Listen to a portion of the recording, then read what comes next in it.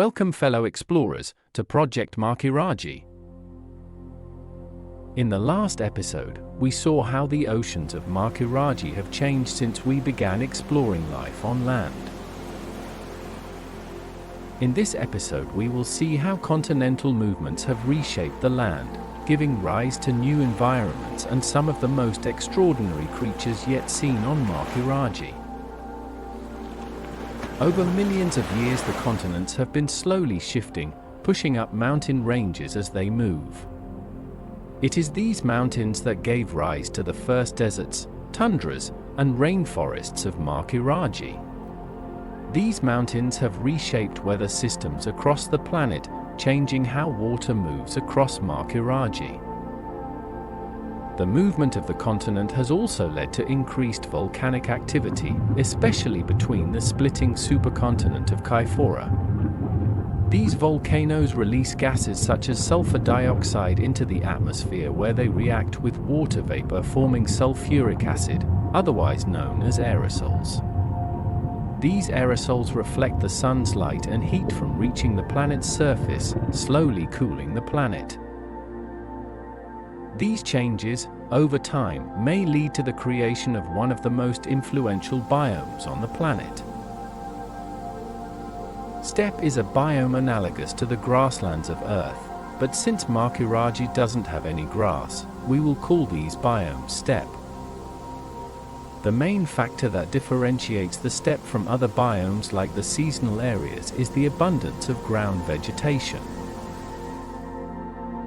On Earth, grass has shaped the way animals evolve, creating new biomes, food sources, and challenges that life was forced to adapt to. Take the horse for example. Millions of years ago the horse was a small herbivore that fed on nuts and berries, but as the climate began to change and the forests were pushed back, grassland started becoming more prevalent. The horse adapted, growing longer legs and a larger frame, with their eyes placed on the side of their head to better see danger. Their teeth never stop growing, allowing them to eat as much grass as they want. These, along with many other adaptations, have made the horse perfectly adapted to life in the steppe. The first grass to evolve on Makirraji may appear on Kaifora. All descendants of the Terrategro have leaves that emanate from a meristem, or one central point on the main plant body. If the meristem was to be damaged, the plants wouldn't be able to grow new leaves, thus killing the plant. One way to solve this problem is to keep the meristem, along with the main plant body, underground. Perhaps a clade of Terrategro make use of this strategy, keeping most of the plant underground. Their leaves may become tall, thin stalks reaching high into the air. They may develop a highly advanced root system, allowing them to take in all available nutrients. We will call these plants the Atracaphyta. These plants may grow in abundance, but they would be spaced much too far apart to form a true steppe if it weren't for one key factor. The vast forests that cover Makirraji are the main thing stopping the expansion of the steppe, with the large trees blocking smaller plants from the light. Almost all of the plants that comprise the forests are adapted to the temperate climate that affects most of the planet. But tectonic activities have begun to cool the planet, forcing these plants to migrate closer to the equator. This leaves an opening for the Atracaphyta to spread. They may soon cover most of Kaifora's northern latitudes, forming a vast steppe.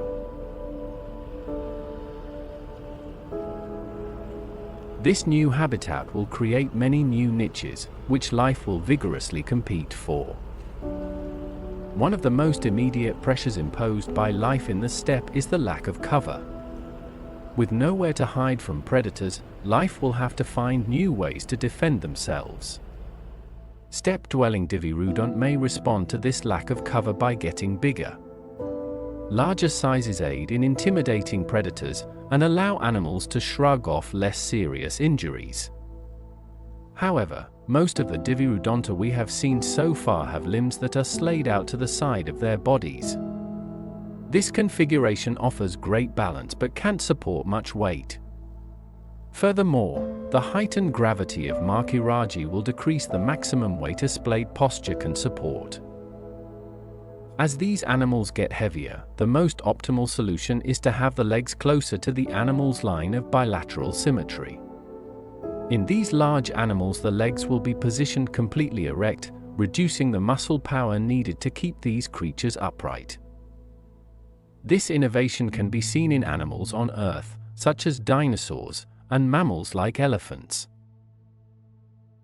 This increase in size is aided by the abundance of food in the steppe.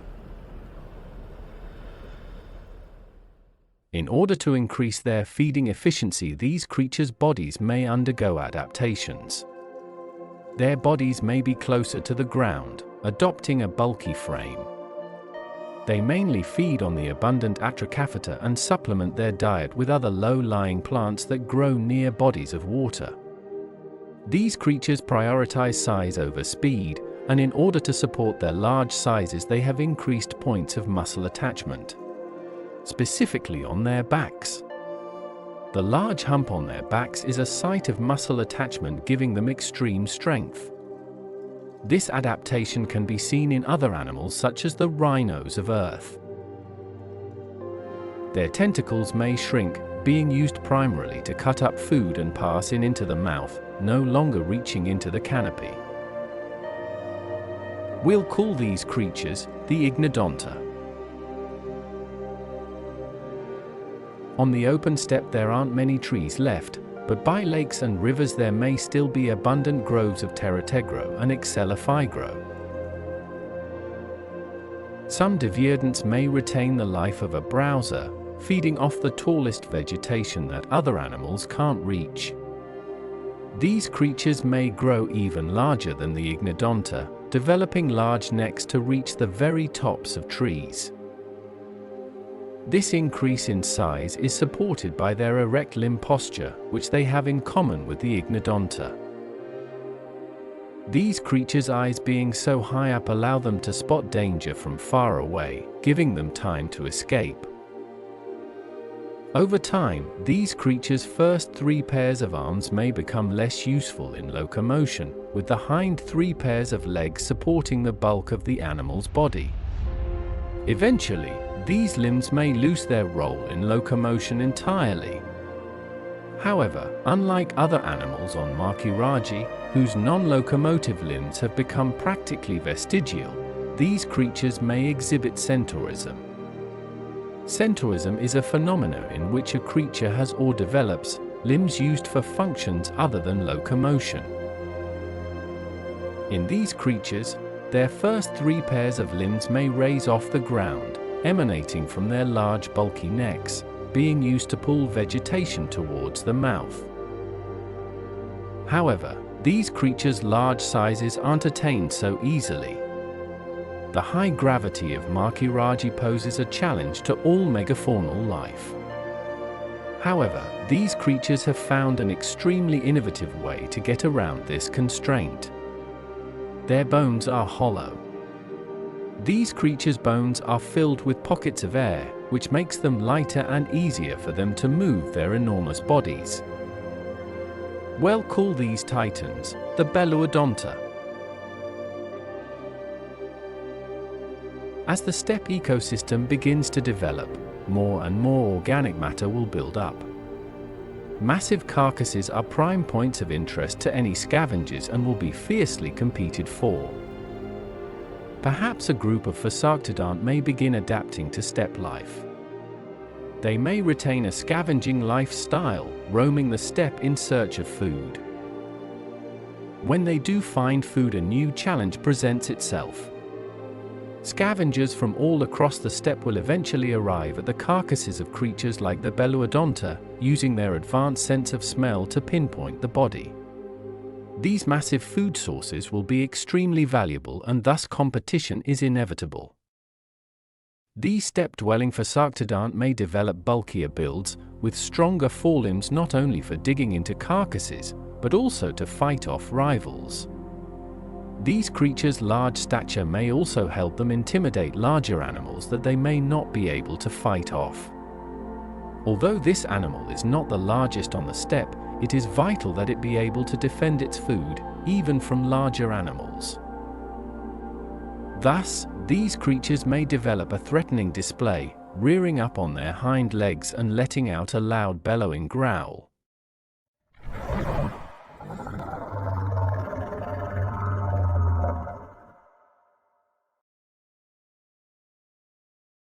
This is usually enough to fend off most attackers, but some are not fazed by their display, in which case they are forced to retreat.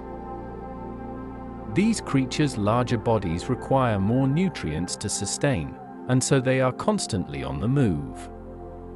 This may prevent them from establishing permanent burrows, and thus they may not burrow at all. However, these creatures may still retain their behaviors of parental care. The female may make a nest out of stones and dried plants. However, unlike their desert-dwelling relatives, the female cannot simply leave the young unattended to search for food. This would leave them vulnerable to predators. Instead, these mothers may employ the help of the male. In the desert-dwelling Phasarctodonts, the male is absent when it comes to child care. Males only mate with one female every breeding season, and thus their offspring are the male's only hope to pass down his genes until next year. Therefore, he is incentivized to protect and care for his young. Thus, the males may go out in search of food for the mother and young. Therefore, mating seasons are oftentimes of peace at large carcasses, as most males are only there to secure a portion of the meat for their families. This is an example of the most common form of male parental care, biparental care. Biparental care is a behavior in which both the male and female care for the young. Once the young are fully matured, the male and female will separate, and will likely not breed again. We will call these creatures the Mathiladont. While the Belluodonta mainly feed on the leaves of trees, and the Ignodonta feed on Atrachaphyta alongside other low-growing plants, the sheer abundance of the Atrachaphyta will allow some creatures to feed on it exclusively. These creatures' teeth on the tips of their tentacles may become large, flat, chewing surfaces, grinding up the leaves of the Atrachaphyta. Just like the Titanodonts, these creatures will be more exposed to predators on the steppe, and thus they will need to develop some form of defense. Competition from the Titanodonts would prevent them from achieving sizes that offer any real protection. Instead, these creatures may invest in extremely high mobility, opting to outrun any danger. However, as of now, all deviodonts are cold-blooded, and activities that require a lot of energy, such as running, are most efficient at high body temperatures. Thus, these creatures may invest in some form of thermoregulation. Ectotherms are creatures who cannot regulate their own body temperatures, and endotherms are creatures who can regulate their own body temperatures. In between there are mesotherms, which can control their own body temperature, but they can't sustain their temperature continuously. These creatures may become full-fledged endotherms, sustaining a heightened body temperature all throughout the day. However, this type of thermoregulation requires a lot of food to sustain. Fortunately, the steppe offers a virtually inexhaustible source of food. However, a heightened metabolism isn't the only thing these creatures need to escape predation. The main trait that defines all deviodonts are their three-jointed, inflexible legs, which aren't suited for maneuverability. Although they may not be very maneuverable, they could still achieve extreme speed. When running, these creatures' many legs may get in the way, significantly decreasing their speed. Therefore, some of these creatures' limbs may become vestigial. Unlike the centaurism seen in the Belluodonta, these creatures' raised limbs do not have a new purpose, therefore they are classified as vestigial. Another way to increase speed is to increase stride length, which is the distance between footfalls. Their remaining locomotive limbs may lengthen, granting them a longer stride distance. They may also alter the structure of their feet. Plantardigrade walkers keep the sole of the foot on the ground at all times. Digitigrade walkers walk on their toes, keeping the heel raised off the ground at all times. Unguligrade walkers walk on the very tips of their toes, with the entire rest of the foot being held off the ground. High-speed animals typically favor digitigrade or unguligrade, as they essentially add the length of the foot to the overall stride length. These creatures' feet may lengthen, with only a single point of contact to the ground on each foot.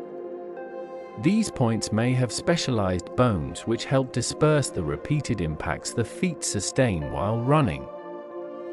Finally, these creatures may develop an extremely elongated spine, which allows the whole of the body to contribute to stride length, with each locomotive limb being spaced further apart from one another. This adaptation is seen in animals such as the cheetah. The culmination of all these adaptations leads to these animals being considered cursorial. Cursorial animals are those specifically adapted to running. When these animals sense danger, they are able to immediately burst into a sprint in a straight line, as their inflexible limb joints don't allow them to preform complex turns and zigzags. We will call these speedy animals the Celerodont. Seeing as the steppe supports such an abundance of herbivores, it is inevitable that a predator would evolve to hunt them. The Cicadont that used to live in the inland forests have lost their main habitat, and now that they find themselves in the steppe, they will have to adopt new hunting styles and adaptations if they are to survive. Without the dense foliage of the forest, ambush tactics are no longer as viable. Without the advent of ambush hunting, some Cicadonts may opt to go after larger prey that can't escape quickly. Large animals are typically not very fast, however they are extremely powerful. If the Cicadonts are to take on such large prey, they will need to adapt. A larger, more robust build will allow them to match the force of the large herbivores. Stronger, more powerful legs allow these creatures to leap up on top of their prey, and more robust tentacles allow them to rip open even the toughest of hides. Their most striking adaptation is in their legs. Perhaps one pair of legs exhibits centaurism, raising up off the ground and forming a pair of arms. Their feet may split into two fingers, tipped with sharp claws to grapple onto prey and rip them open. These creatures' hunting style consists of them slowly approaching their prey. Once their prey notices their presence and begins to retreat, the predator springs into action, chasing down their prey before jumping onto its back and clamping down on the prey's throat with its tentacles. Meanwhile, its claws are gripping and slashing on the poor creature's back, causing great amount of blood loss. Once the predator is bucked off, it falls back and waits for its prey to succumb to its injuries. Even with these creatures' fierce hunting style and robust adaptations, even they can have trouble taking down a fully grown Belluodonta. We will call these fierce predators the Magnodont. Other steppe-dwelling Cicadont may opt to take on smaller, faster prey.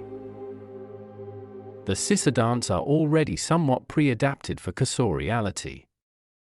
Their legs, unlike those of the Diviodonts, have 4 joints, making them highly flexible. This allows them to execute sharp, precise turns. Similarly to the Celerodonts, these creatures' active lifestyles may force them to adopt some form of thermoregulation. However, unlike the Celerodonts, these creatures may develop a specific type of endothermy. Facultative endothermy is the ability of some creatures to adjust their body temperatures only when necessary. So, these Cicadonts may only raise their body temperature when hunting. Like the Celerodonts, some of these creatures' legs may become vestigial. Perhaps the middle 3 pairs of legs lose their role in locomotion, with their front pair of appendages serving as arms, and 2 pairs of legs being vestigial. This makes these creatures the first 2-legged life on Makirraji. As they continue to adapt for cursoriality, their legs and feet may get longer, their spine will become more flexible, and their tentacles will be held flat against the face when running to avoid drag. We will call these creatures the Citadont. Kyphora isn't the only place where steppe may be prevalent.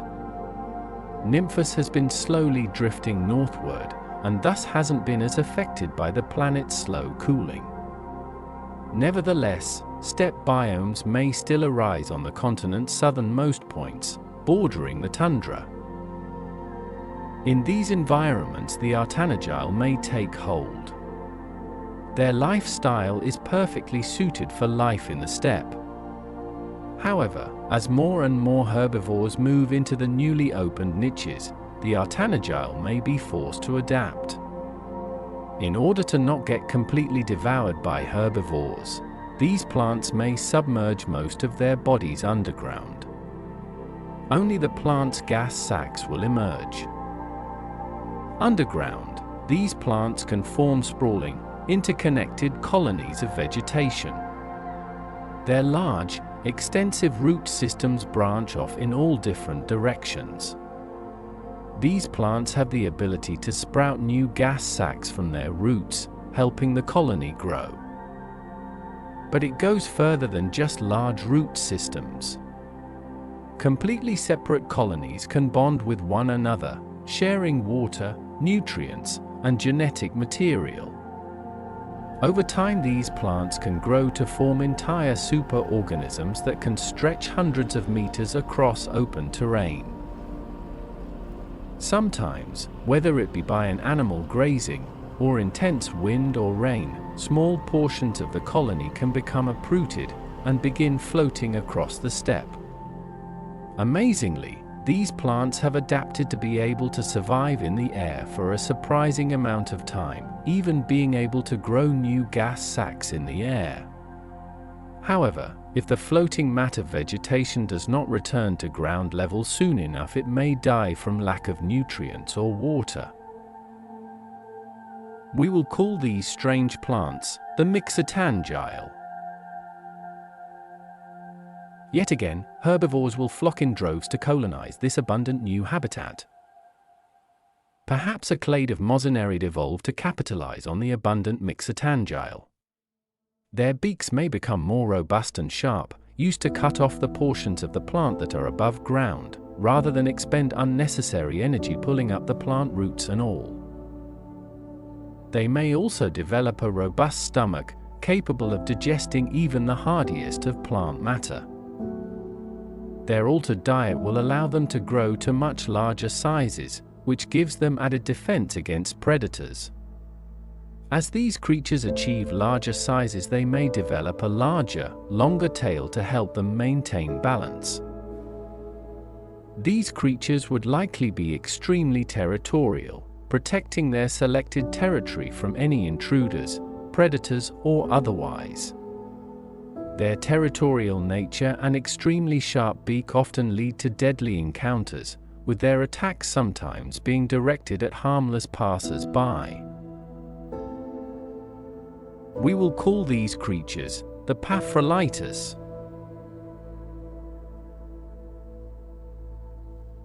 Other Mosanerid may stay closer to their original body plan, using their height to graze on tall foliage that no one else can reach.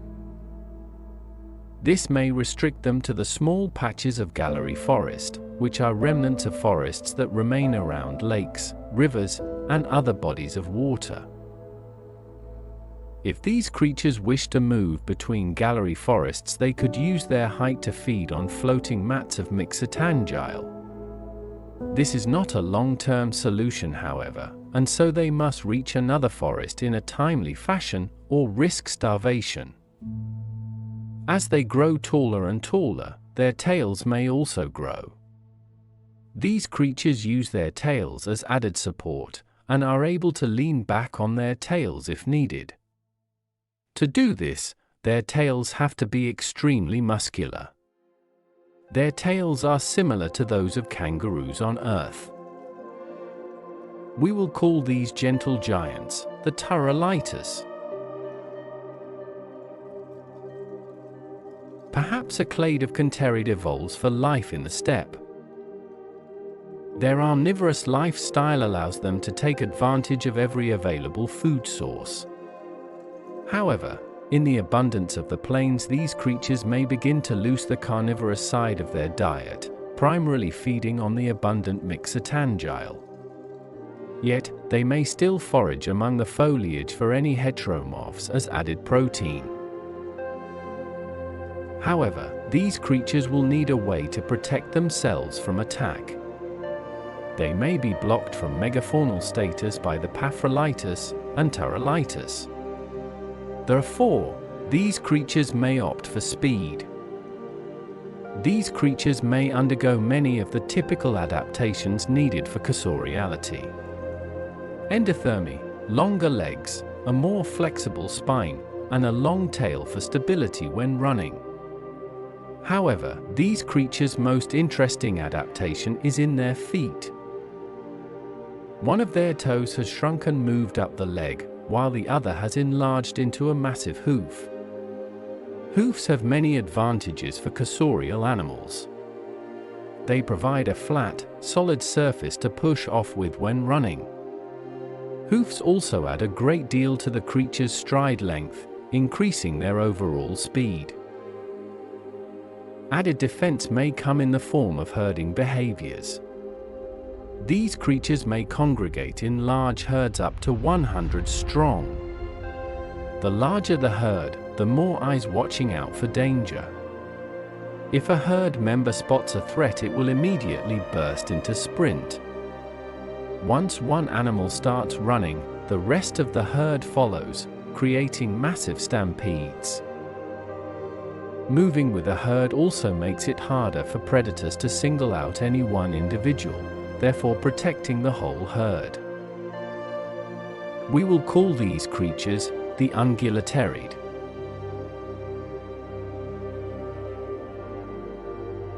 As more and more herbivores colonize the steppe, predators are sure to follow. Perhaps a clade of Lingurid evolves to become fast-paced pursuit hunters. In order to keep up with their main prey, the Ungulaterid, they will need to undergo adaptation. Their body may morph into a strange appearance. Their robust tails are held above the head, giving the creature extreme stability, allowing them to single in on a target more easily. All their eyes are facing forward, giving them extremely precise vision. Their legs are elongated, giving them a long stride length. Their feet end in large, sickle-shaped claws used to hook onto prey. These creatures' most potent adaptation is their advanced breathing system. On the first breath, air is pulled into a kind of holding compartment. Then on the first exhale, the air is pushed into the lungs proper, where gas exchange occurs. On the second inhale, the spent air is pushed into yet another holding compartment. Finally, on the second exhale, the air is pushed out of the lungs. Interestingly, this system of breathing allows two batches of air to be in circulation at the same time. This efficient breathing system allows these creatures to supply their body with oxygen even at top speed.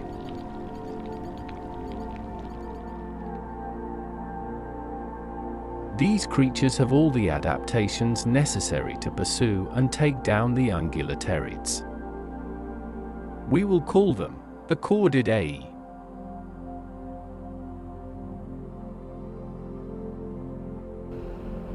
Other predators may evolve to hunt larger prey. Perhaps a clade related to the Chordidae evolves to take down the largest of herbivores.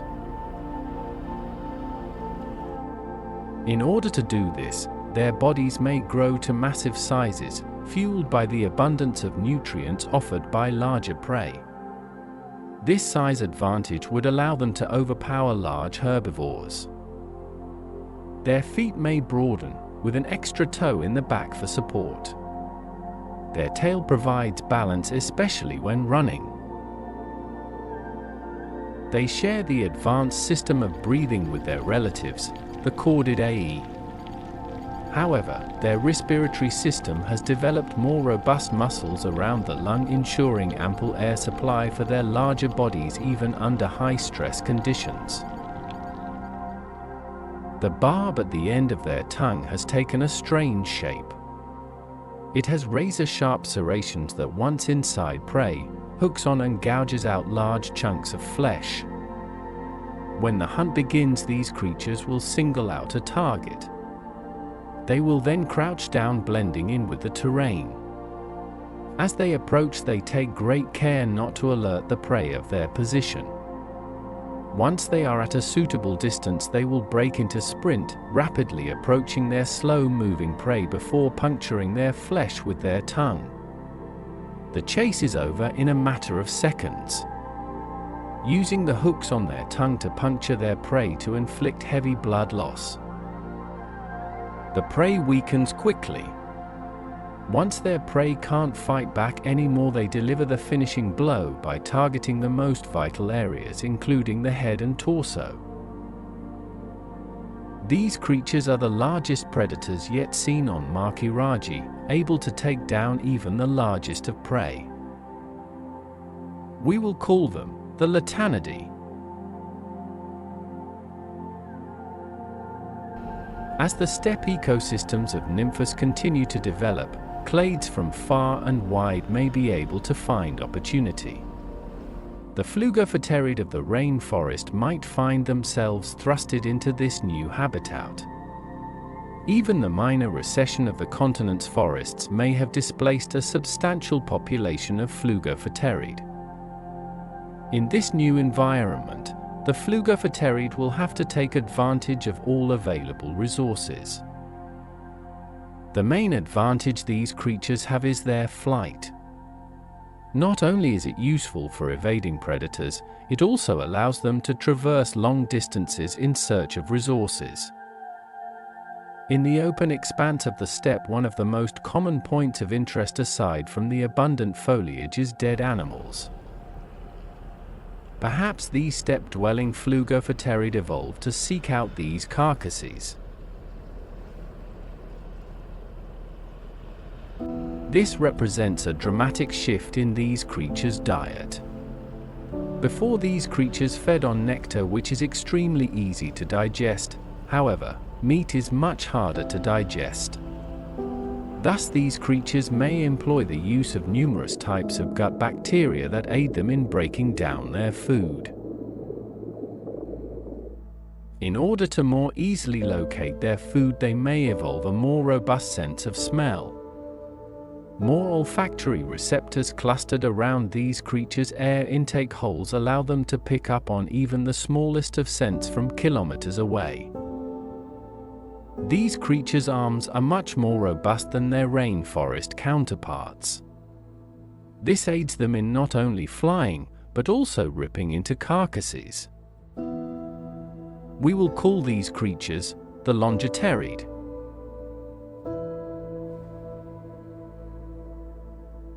All the clades seen in this video represent the most dominant forms of life on the steppe. Even then, they represent only a small fraction of the steppe's total diversity. The steppe's creation relied on the slow motion of the continents over millions of years. These shifts in the continents' positions brought gradual change to their respective ecosystems. In the next episode we will see a much more dramatic shift when the supercontinent of Kaifora finally splits. A huge thank you to all the artists on Discord who made fan art for this episode. Your contributions to this project are invaluable.